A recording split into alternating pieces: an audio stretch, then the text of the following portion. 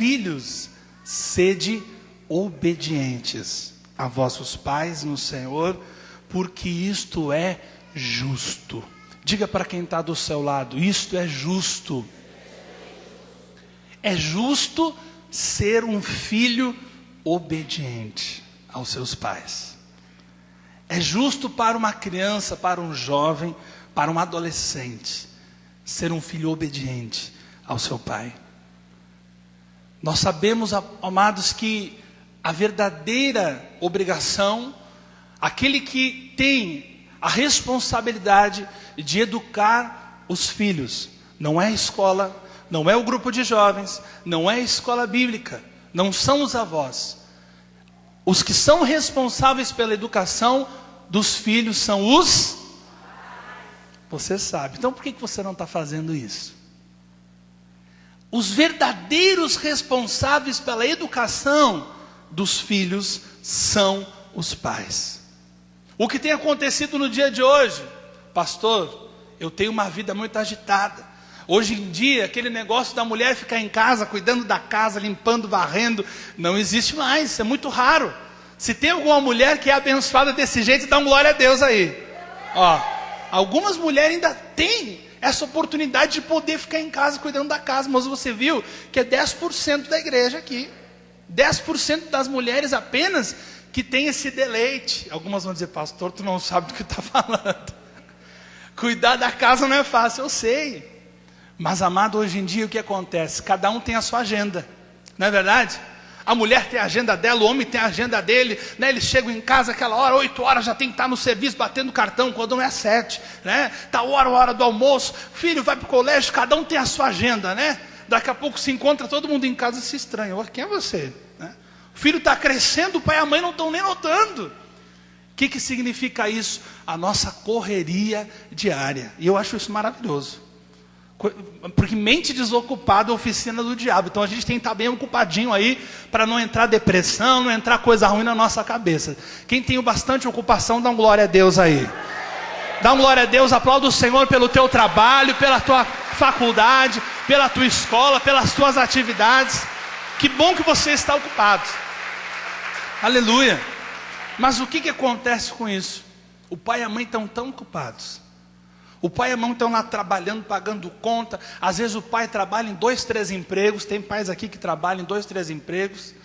E a mãe ainda quando sobra um pouquinho, vai vender uma revistinha, né? Não vou fazer propaganda para nenhuma aí, mas vende, né? Natura, Avon, essas coisas todas. Está todo mundo naquela correria. Enquanto isso, um ser muito especial está crescendo dentro de casa. Um ser muito ingênuo. Um ser puro, um verdadeiro anjinho, né? A criança é a coisa mais pura que existe. A criança é a coisa mais sincera que existe. Está lá crescendo dentro de casa. E muitas vezes o pai e a mãe estão dizendo: não, deixa que a professora ensina, né? Deixa que a escola bíblica ensina, deixa que o grupo de jovens, né? Vamos lá na igreja, o pastor puxa a orelha. O pastor pode ajudar. A escola ajuda, né? O vovô, a vovó pode ajudar. Às vezes eles exageram, né? Mas a grande responsabilidade é do pai e da mãe. Quantos pais e mães nós temos aqui? Levanta a mão, dá um glória a Deus. Você que é abençoado de ter um filho, amado. E eu vou dizer uma coisa para você: se Deus permitiu você ser um pai ou uma mãe, é porque você tem condições de ser o melhor pai, a melhor mãe que o teu filho pode ter. E eu vou dizer mais: paizinho que está aqui, mãezinha que está aqui, Deus vai te ajudar nesse negócio. Recebe essa bênção, em nome de Jesus. Deus vai te dar sabedoria. E hoje aqui na palavra de Deus nós vamos estudar um pouquinho sobre isso.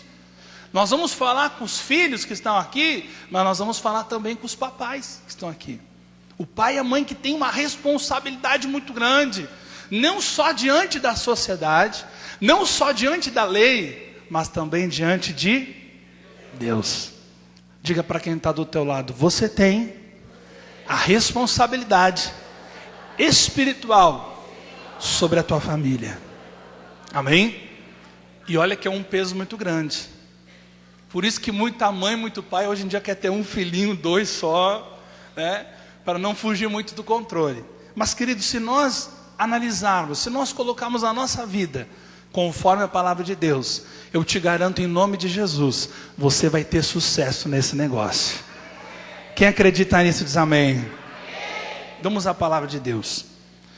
Vós filhos, sede obedientes aos vossos pais no Senhor, porque isto é justo. Diga comigo, justo. Quantos aqui ouviram falar do rei Davi?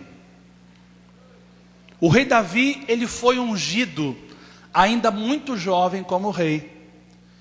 O rei Davi marcou o seu nome não somente na palavra de Deus, mas na história. Tanto que hoje até já fizeram série, telenovela a respeito da história de Davi, para ver como ele marcou a sua geração. E quando Davi já estava velhinho, estava lá na sua cama, quase morrendo. Ele viveu muitos anos, foi um dos melhores reis que Israel já teve. Lá na sua cama, no seu leito de morte, ele disse: eu fui novo, hoje sou velho, e nunca vi um justo mendigar o pão. Amém? Olhe para quem está do seu lado e diga: seja justo. Faça o que é justo. Amém? Fui novo, hoje sou um velho, nunca vi um justo mendigar o pão. Então a palavra de Deus me diz que obedecer o meu pai é algo justo. E além de ser algo justo, é o primeiro mandamento com promessa. Se eu for um filho obediente ao meu pai, se eu for um filho que eu honro meu pai, que honro a minha mãe, eu atraio para a minha vida a bênção de Deus.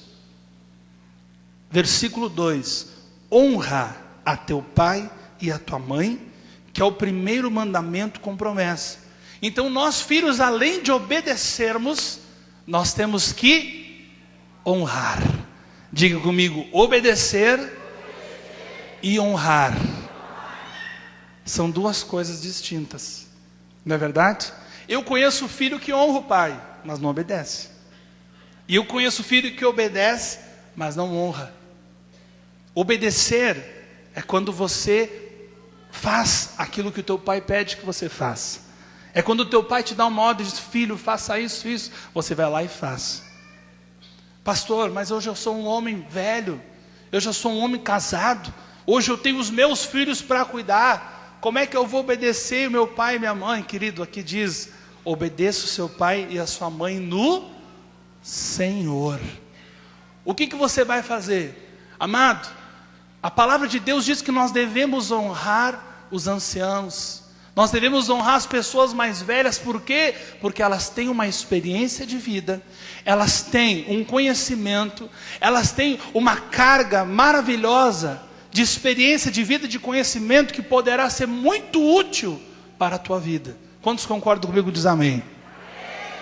Por mais que você seja estudado, ainda que o teu pai tenha a 4ª série, querido, ainda que o teu pai seja analfabeto, por mais que você seja que você tenha um mestrado, que você tenha uma pós-graduação, ainda assim existem coisas que somente uma pessoa que já viveu tanto que o seu pai viveu, que o seu avô viveu, pode passar para você. Coisa que a faculdade não ensina, coisas que somente a vida ensina. Quem concorda comigo, dá glória a Deus. É verdade. Existem coisas, amado, que uma faculdade não ensina, somente a experiência de vida. Por isso que nós devemos obedecer no Senhor, sempre ouvir o conselho do pai e da mãe, saber também declinar o conselho com respeito, sem desonrar. Devemos tratar com honra as pessoas mais velhas. Por quê? Porque eles têm uma grande história de vida, muitas experiências e algo precioso. Sabe o que é? O poder para te abençoar. Todo pai e toda mãe tem o poder para abençoar a vida do filho. Você está feliz por isso, pai? Você recebe isso na sua vida? Então levante a tua mão. Todos os pais, todas as mães, levante a mão e diga: eu tenho na minha vida autoridade espiritual para abençoar o meu filho em tudo, em nome de Jesus. Aplauda o Senhor. E sabe quem te deu essa obrigação? O próprio Deus. Deuteronômio 6, no versículo 4. Quanto você vai achando, eu vou lendo para você aqui. Diz assim: ouve, Israel, o Senhor nosso Deus é o único Senhor. Amarás, pois, o Senhor teu Deus de todo o teu coração, de toda a tua alma e de todo o teu poder. Deuteronômio 6:6. E estas palavras que hoje te ordeno estarão aonde? No teu coração. Bate no teu coração e diga: as palavras do Senhor têm que estar no meu coração. Aleluia. Versículo 7. E as intimarás a teus filhos. O que eu vou intimar para os meus filhos? A palavra do Senhor. Amém? E delas falarás aonde? Assentado na tua casa, andando pelo caminho, deitando-te e levantando-te. Também as atarás por sinal na tua mão, e te serão por testeiras entre os teus olhos, e as escreverás nos umbrais da tua casa e nas tuas portas. Diga aleluia. Então olha a responsabilidade que Deus está dando para você, pai. A responsabilidade que Deus está dando para você, mãe. Não é o pastor que está dizendo isso, não é a sociedade que está dizendo isso. É o próprio Deus que te dá a responsabilidade de tudo aquilo que você está recebendo de Deus hoje aqui, passar para o teu filho. Aleluia. Passar isso para o teu filho, e Deus diz como você vai fazer isso. Olha só. Estas palavras que hoje te ordeno, versículo 6, estarão no teu coração. O que o coração significa? A vida. Alguém sem coração pode viver?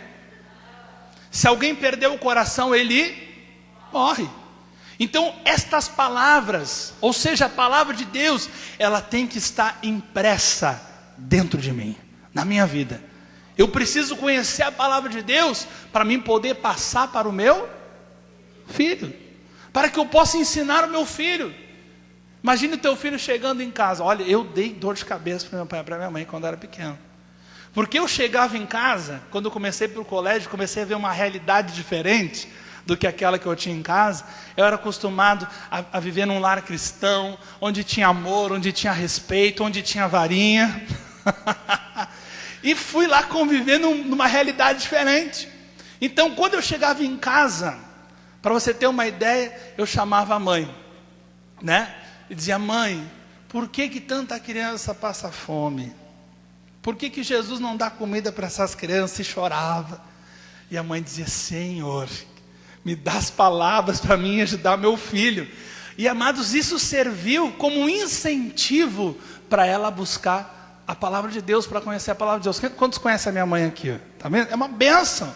Por quê? Porque ela foi estudar lá, porque incomodei ela, né? Então muita mãe, muito pai está passando por aperto aí porque não lê a Bíblia. E daqui a pouco o filho chega em casa e pergunta: mãe, por que é isso? Pai, por que é aquilo? E às vezes eu chamava o meu pai e dizia: pai, por que acontece isso? Por que a criança mora na rua? Aquela coisa toda, eu não entendi essas coisas. E eles iam para a palavra de Deus para procurar para mim ensinar. Muitas vezes de noite, antes de dormir, amados, eram 4 lá em casa. 4 irmãos. Tenho a alegria de que toda a minha família hoje serve o Senhor Jesus. Diga glória a Deus. Você também vai dizer isso um dia. Recebe aí, ó. Toda a tua família vai servir o Senhor Jesus. Em nome de Jesus, todos os teus filhos, teu esposo, a tua esposa, recebe essa promessa de Deus agora. Em nome de Jesus. De noite, nós lá no nosso quartinho. Sabe que a mulher tem que dar atenção para o marido. Só que lá em casa o pai já estava treinado, né? Antes de receber atenção, a mãe tinha que ir lá dar uma atençãozinha para o filho. E eu era um daqueles que incomodava, né? Estava deitado na cama e dizia: mãe, vem nos aconselhar. E lá ia a mãe, né? Meu Deus. E deitava 4 filhos, né?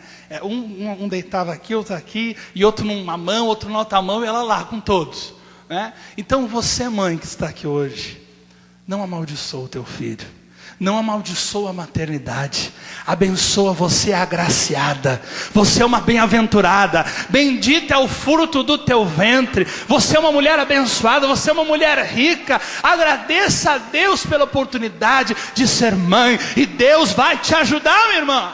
Recebe a bênção do Senhor na tua vida. Quantas mães que